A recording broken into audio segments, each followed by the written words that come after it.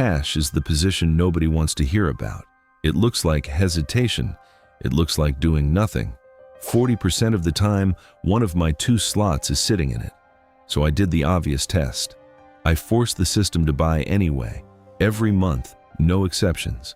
The returns fell by 12 points a year, and the worst drawdown more than doubled. There are 2 reasons this system refuses to buy. The first is a floor. If the fund my ranking wants has negative momentum, that slot doesn't buy. No exceptions. The second is a gate that checks the fund before entry. If it doesn't pass, that slot doesn't buy either. Everything else stayed frozen. Same 54 ETFs, same ranking, same exit rules. The only change, the system is no longer allowed to sit still.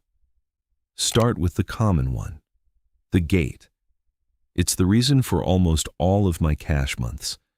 Without a filter, this system compounded at 43% a year with a worse drawdown of -33. Force every buy past that gate, and the return drops to 31%. But the return isn't the headline. The worst drawdown goes from -33 to past -70. The Sharpe ratio falls from 1.24 to 0.84. More trades, less money, more than twice the pain. Here's the part that makes it tempting. Forcing every buy doesn't lose every year. In 2017, it returned 96% against my 64. In 2020, 169 against my 113. When the market only goes up, sitting in cash is pure cost. That is a real number, and I'm not going to hide it. Then look at the other years. 2015, -40 against my -7. 2018, -19 against my +15. 2022, -6 against my +34. 2024, 16 against my 57. The forced version wins in markets that only rise. It gets taken apart in every other kind. Cash isn't the cost of caution, it's what caution buys. Now the part I'd rather skip, the other reason, the floor. In 14 years, it stopped to buy 3 times. 3. I removed it, and the returns went up, 44.5 against 43.55. The drawdown got shallower. The Sharpe ratio got better. Every headline number said the same thing. This rule is costing you money. So I traced where the gain came from.